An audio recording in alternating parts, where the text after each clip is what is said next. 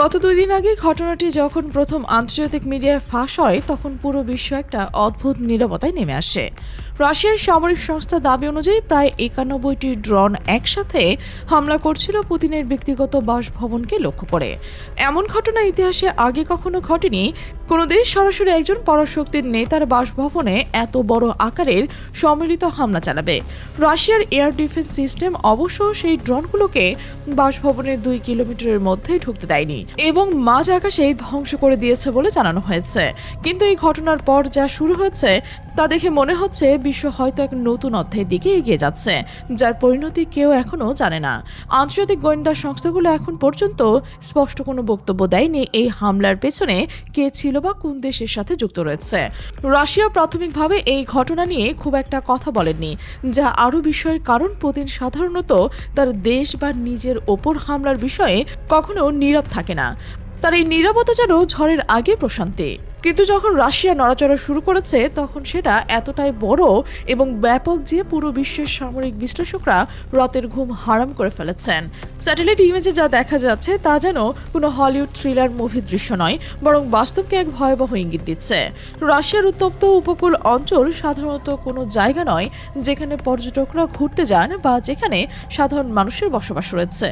এই এলাকা আর্কটিক মহাসাগরের একেবারে কাছে, যেখানে সারা বছর বরফ জমে থাকে এবং তাপমাত্রা -50 ডিগ্রি পর্যন্ত নেমে আসে। কিন্তু এই রুক্ষ এবং প্রত্যন্ত অঞ্চলে রাশিয়ার সবচেয়ে গোপন এবং সবচেয়ে শক্তিশালী সামরিক ঘাঁটিগুলো অবস্থিত। এখানে পারমাণবিক সাবমেরিনের বিশাল বহর রাখা হয়, যেগুলো মাসের পর মাস সমুদ্রের তলদেশে লুকিয়ে থেকে যে কোনো মুহূর্তে আঘাত হানতে পারে। এখানে রয়েছে অত্যাধুনিক বিমান ঘাঁটি, যেখান থেকে কৌশলগত বোমারও বিমান যে কোনো মুহূর্তে যাত্রা শুরু করতে পারে। এই অঞ্চলে যদি কোনো অস্বাভাবিক সামরিক নড়াচড়া দেখা যায় তাহলে ন্যাটো দেশগুলো সেটাকে গুরুত্ব সহকারে দেখে, কারণ ইতিহাস বলে যে এখান থেকে যখন কিছু বের হয় তখন সেটা শুধু মহড়া হয় না। গত কয়েকদিনে রাশিয়া তাদের S-400 এয়ার ডিফেন্স সিস্টেমে ব্যাপক হারে মোতায়েন করতে শুরু করেছে।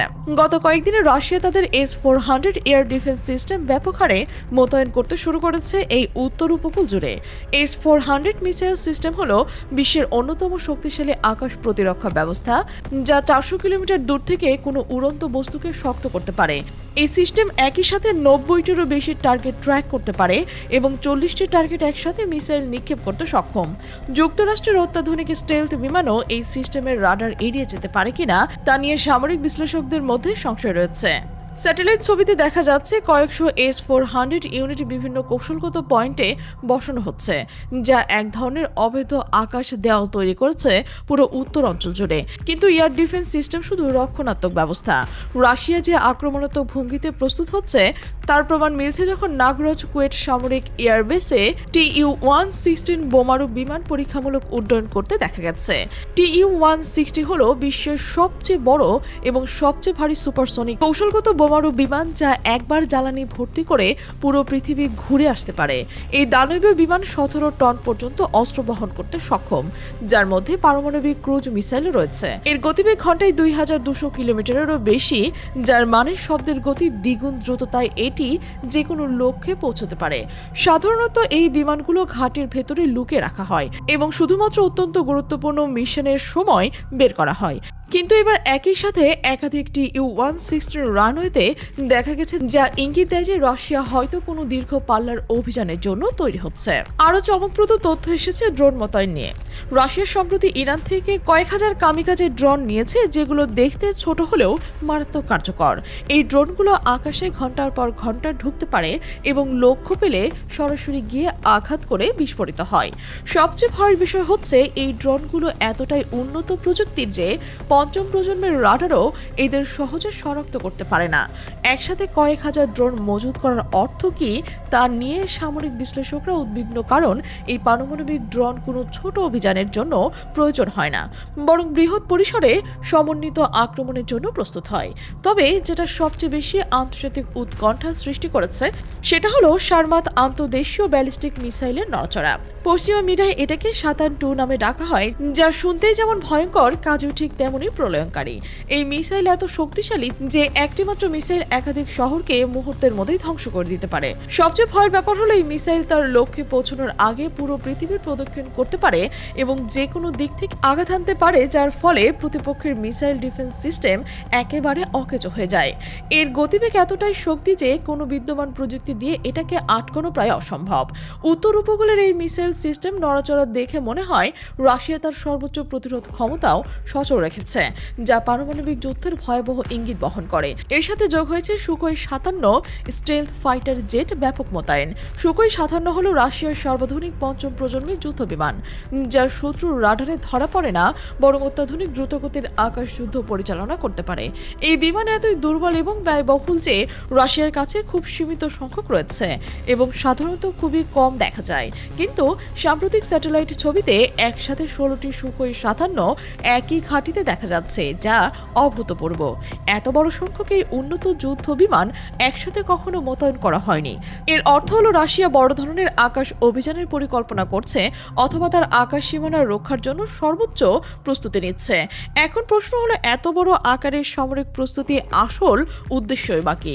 অনেক আন্তর্জাতিক বিশ্লেষক মনে করছেন এটা সরাসরি যুদ্ধ ঘোষণার ইঙ্গিত নয়, বরং এক ধরনের কৌশলগত বার্তা প্রেরণ। পুতিনের বাসভবনে ড্রোন হামলার পর রাশিয়া তার সামরিক শক্তি প্রদর্শন করে বিশ্বকে জানিয়ে দিচ্ছে যে তারা যে কোনো ধরনের হুমকির মুখে প্রস্তুত এবং যে কোনো আগ্রাসনের জবাব কঠোরভাবে দিতে সক্ষম। এটা এক ধরনের যুদ্ধযানের কৌশল, যেখানে সামরিক শক্তি প্রদর্শন করে শত্রুপক্ষের ভয় দেখানো হয় এবং তাদের মনোবল ভেঙে দেওয়ার চেষ্টা করা হয়। আবার অনেকেই মনে করছে পুতিন হয়তো সত্যি কোনো বড় সামরিক অভিযানের পরিকল্পনা করছে এবং সেই জন্য আগে থেকেই প্রস্তুতি নিচ্ছে। ইউক্রেন যুদ্ধ দীর্ঘায়িত হওয়া এবং পশ্চিম দেশগুলোকে ইউক্রেনকে অত্যাধুনিক অস্ত্র দেওয়ার রাশিয়া হয়তো চাপ অনুভব করছে এবং এই এক বড় পাল্টা আঘাতের পরিকল্পনা করছে, যার সংঘাতের মোড় সম্পূর্ণ বদলে দিতে পারে। উত্তর উপকূলে এত বড় আকারের প্রস্তুতির এটাও ইঙ্গিত দেয় যে রাশিয়া হয়তো ন্যাটো দেশগুলোর সম্ভাব্য হস্তক্ষেপ আশঙ্কা করছে এবং সেজন্য তাদের সবচেয়ে সংবেদনশীল এবং কৌশলগত এলাকায় সুরক্ষা জোরদার করেছে। কিছু গোয়েন্দা সূত্র থেকে জানা গেছে যে রাশিয়া সম্প্রতি তাদের পারমাণবিক সাবমেরিন বহরকে সক্রিয় করেছে এবং বেশ কয়েকটি সাবমেরিন গভীর সমুদ্রে টহল বেরিয়েছে। পারমাণবিক সাবমেরিনগুলো রাশিয়ার পারমাণবিক ত্রিমুখী শক্তির একটি গুরুত্বপূর্ণ অংশ, যা মাসের পর মাস সমুদ্রের তলদেশে লুকিয়ে থেকে যে কোনো মুহূর্তে পারমাণবিক মিসাইল নিক্ষেপ করতে পারে। এই সাবমেরিনগুলো সচল করা মানে হলো রাশিয়া তার পারমাণবিক প্রতিরোধ ক্ষমতা সর্বোচ্চ পর্যায়ে নিয়ে গেছে। পশ্চিমা গোয়েন্দা সংস্থাগুলো এখন চুপচাপ পরিস্থিতি পর্যবেক্ষণ করছে এবং রাশিয়ার প্রতিটি পদক্ষেপ নিবিড়ভাবে ট্র্যাক করছে। ন্যাটো সদস্য দেশগুলো তাদের প্রতিরক্ষা ব্যবস্থা সক্রিয় করছে এবং বিশেষ করে পূর্ব ইউরোপ দেশগুলো অতিরিক্ত সৈন্য এবং অস্ত্র মোতায়েন করা হচ্ছে। পোল্যান্ড এবং বাল্টিক দেশগুলো উচ্চ সতর্কতায় রয়েছে, কারণ ভৌগোলিকভাবে তারা রাশিয়ার খুবই কাছে এবং যদি কোনো সংঘাত শুরু হয় তাহলে তারাই প্রথম আক্রান্ত হতে পারে।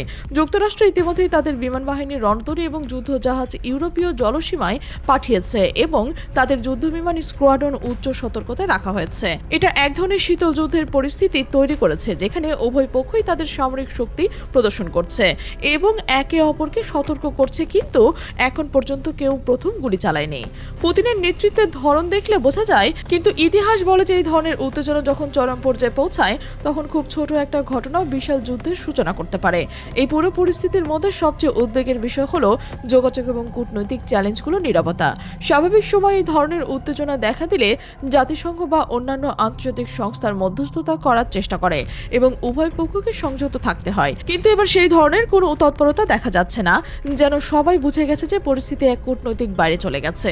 রাশিয়াও কোনো আনুষ্ঠানিক বিবৃতি দেয়নি তাদের এই ব্যাপারে সামরিক প্রস্তুতি নিয়ে, যা আরও বিভ্রান্তি এবং আতঙ্ক সৃষ্টি করছে। পুতিনের নেতৃত্বের ধরন দেখলে বোঝা যায় যে তিনি মুখ মুখে কম কথা বলেন কিন্তু কাজে তার স্পষ্ট বার্তা রয়েছে। এই নীরবতা হয়তো বড় কোনো পদক্ষেপের আগের প্রস্তুতি, অথবা এটা একটা কৌশলগত চাল যেখানে তিনি শত্রুপক্ষকে অবরুদ্ধ করে রেখে তাদের মধ্যে অনিশ্চয়তা সৃষ্টি করছেন। এই মুহূর্তে পুরো বিশ্ব একটা অদ্ভুত ঝুলন্ত অবস্থায় রয়েছে। কেউ জানেন না যে এর পরবর্তী ঘন্টায় কি ঘটতে পারে। রাশিয়ার বিশাল সামরিক জামায়াতে কি শুধুই একটা প্রদর্শনী, নাকি আসলে কোনো বড় ধরনের অভিযানের প্রস্তুতি, যা সময় বলে দেবে। কিন্তু একটা বিষয় নিশ্চিত যে পুতিনের বাসভবনের ড্রোন হামলার পর যে ঘটনা শুরু হয়েছে তা হয়তো ইতিহাসে একটা গুরুত্বপূর্ণ মোড় সূচনা করতে পারে। বিশ্ব এখন শ্বাস বন্ধ করে অপেক্ষা করছে রাশিয়ার পরবর্তী পদক্ষেপের জন্য, এবং পরিস্থিতি শান্তিপূর্ণভাবে সমাধান হয়, কারণ যুদ্ধ মানে শুধু সৈন্যদের মৃত্যু নয়, বরং লাখ লাখ নিরীহ মানুষের জীবন বিপন্ন হওয়া এবং সভ্যতার অস্তিত্ব হুমকির মুখে পড়ে।